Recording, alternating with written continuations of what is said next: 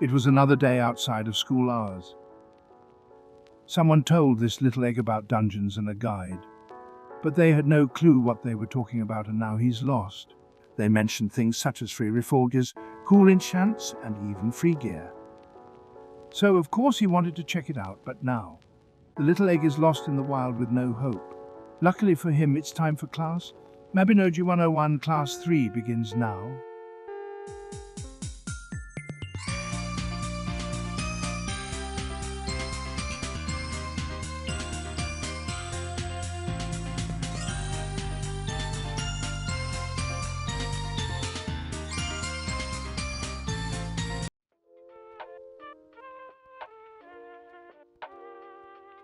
Oh, I wasn't expecting a class to be in session right now, but as now wishes it, it's time for me to teach, and don't mind me, I was just out doing the new Halloween event. There's a lot of good stuff going on.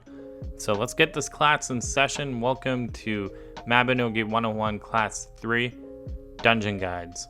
Now, as a new and returning player, or even as a current player, a dungeon guide is something that you can use to maximize your time in Erin.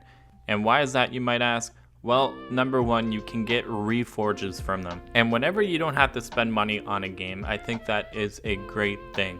And the dungeon guide helps bridge that, because once you complete a dungeon within the dungeon guide, it will allow you to buy reforges and other goodies from the shop. Now, if you look to the left of me, I'll show you how to locate your dungeon guide. There's a lot of menus in Mabinogi, so it's okay if you missed it. But all you have to do is click info at the bottom of your screen, dungeon guide, and boom, there you go. You'll be greeted with a menu that might seem overwhelming at first. Now, on the left side of the dungeon guide, you're gonna see a good chunk of dungeons that you can run in the game. Just note that not all of them are in here, but a good chunk of them are. And whenever you complete a dungeon, to the right side of your screen, you're going to see the main rewards. So these are items that have a chance of dropping from the end chests. And then below, you're going to see the guaranteed rewards. So if you run a dungeon so many times, over and over and over, you will gain access to these rewards.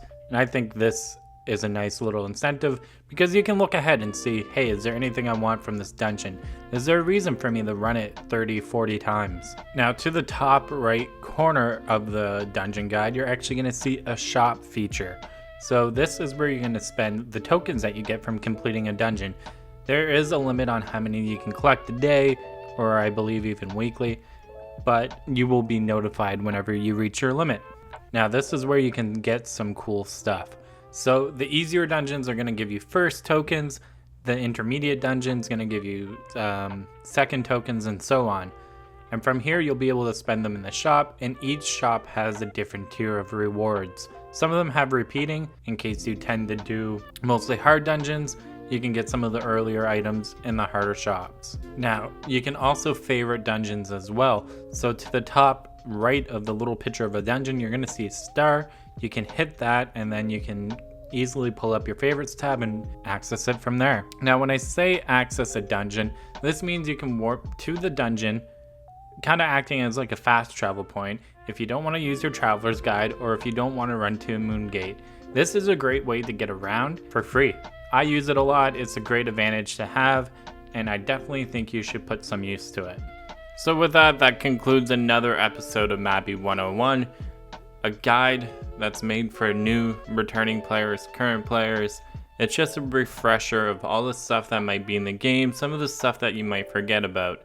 I hope you guys enjoyed this episode, but now we have word from fellow Soul streamer, comedian icon, Mabinogi icon, the one, the only, Mabby Nerd.